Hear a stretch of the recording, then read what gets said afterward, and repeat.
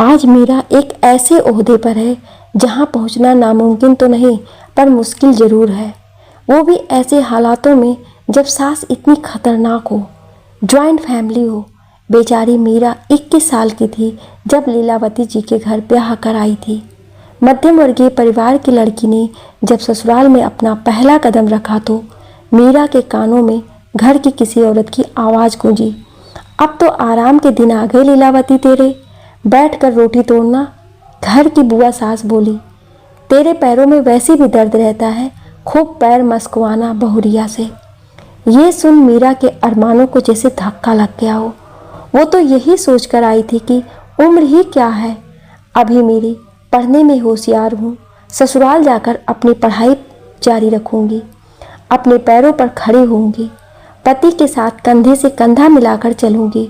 वो ऐसे सपने देखती भी क्यों ना।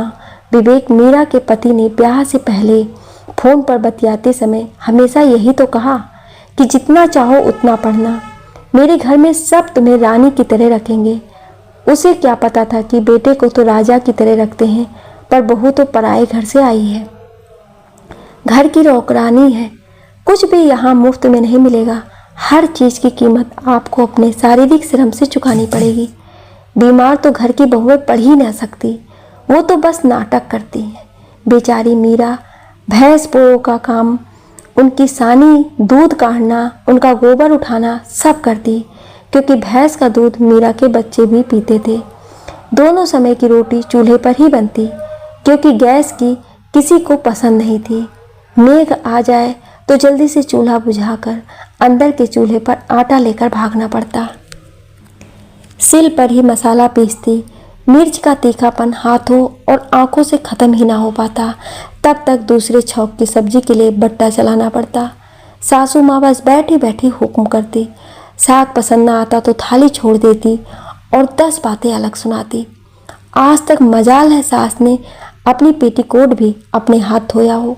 मीरा के आने के बाद से 3 सालों में 2 बच्चों की माँ भी बन गई, पर सास की तरफ से सहूलियत किसी काम में ना मिली। लीलावती जी के जोड़ों का दर्द उस समय और बढ़ जाता जब बेचारी रात को चौका बासन कर बच्चों को सुला पति विवेक के पास कुछ प्यार भरे पल गुजारने आती। लीलावती जी जोर जोर से कराती कि विवेक खुद ही कह देता, जाओ माँ को ही देख लो, शायद रात में ज़्यादा ही दर्द होता है उन्हें। बेचारी फिर मैक्सी चेंज कर साड़ी पहनकर बाहर आती। जब तक सासू माँ के पैरों की मालिश कर वापस जाती, तब तक पति देव खर्राटे भरे रहते होते। वो भी थकी हारी बच्चों की तरफ करवट बदल कर सो जाती। सोती भी क्या, आधी नींद। सुबह 3:30 बजे से 4 बजे उठना होता, भैंसों को सानी जो देनी होती। रात भर गुड़िया मीरा से चिपकी रहती। कहते हैं ना कभी तो आवाज़ उठानी ही पड़ती है। बच्चे थोड़े बड़े हुए, मीरा ने ऐलान कर दिया, मुझे कोचिंग करनी है सिविल सर्विसेज की। ये सुन लीलावती जी सन्न रह गईं। इस उम्र में पढ़ेगी, बुद्धि सठिया गई है, बच्चे पढ़ जाएं यही बहुत है। तू पढ़ेगी तो घर के काम कौन करेगा, आपको समय पर रोटी मिलेगी, सारे काम मैं ही करूँगी। इससे पहले कि सासू माँ कुछ बोलती, पहली बार पतिदेव विवेक बोले, जब कह रही है ये माँ की सारे काम करते हुए पढ़ाई करेगी तो क्या दिक्कत है आप लोगों को। ससुर जी तो मन ही मन बहुत खुश हुए कि चलो बहू पढ़ना चाहती है, पर अपनी खूंखार पत्नी के आगे ज़्यादा बोलने की भी उनकी हिम्मत न कर पाए। बस इतना जरूर बोले, लीलावती देखते हैं कौन सा तीर मार लेती हैं बहू कोचिंग करके, काम तो सब करेंगी ही, हाँ कर दे। लीलावती जी बस इतना बोली। विवेक के बापू कुछ ऊंच नीच हुई तो इसके मायके ही भेज दूंगी, इसके बाद ठीक है। बहुरिया बहुत समझदार है। ससुर जी इतना बोल मीरा के सर पर हाथ रख कर चले गए। पहली बार आज जीवन में मीरा ससुर जी का अपनापन देख खुश हुई थी। अगले दिन से नई मीरा का जन्म हुआ, जो सुबह जल्दी उठ दूध काढ़ा, घर का झाड़ू पोछा कर खाना पीना बना अपने बच्चों को लेकर 8 बजे निकल जाती।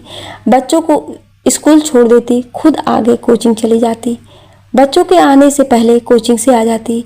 जब समय मिलता चौके के वक्त पखाने में, गुसल खाने में, बच्चों के सोने के बाद सासू माँ के पैर दबाते समय बस याद किया या समझा हुआ दोहराती रहती।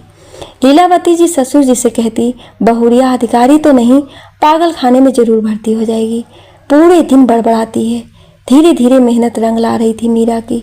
प्री पेपर हर बार निकल जाता IAS का, पर मेंस में रह जाती। बहुत निराशा होती, पर हिम्मत कर लग जाती मेहनत करने। हर बार 1-2 नंबर से रह जाती। उसका लास्ट अटेम्प्ट बचा था। दिन रात एक कर दी थी मीरा ने। आखिरकार मेहनत रंग लाई। हर अखबार न्यूज़ मीरा की फ़ोटो छपी थी। लोग तारीफ़ें करते नहीं थकते थे। ससुराल में बधाई देने वालों का तांता रुक नहीं रहा था। आज वही लीलावती जी जो मीरा को कुएं का मेढक समझ रही थी, किसी के भी आने पर यही कहती, बहुरिया तो होशियार थी, वो घर गृहस्थी की जाल में फंसकर थोड़ा समय लग गया बस। आखिर सासू माँ को भी मीरा की कदर हो गई। आज मीरा SDM है और अपने परिवार की जिम्मेदारियां भी बखूबी निभा रही है। लिखने और बोलने में कोई त्रुटि हुई हो उसके लिए क्षमा प्रार्थी हूँ। आपको ये कहानी कैसी लगी हमें कमेंट करके ज़रूर बताएं और ऐसी ही कहानियाँ सुनने के लिए हमें सब्सक्राइब जरूर करें। Thank you.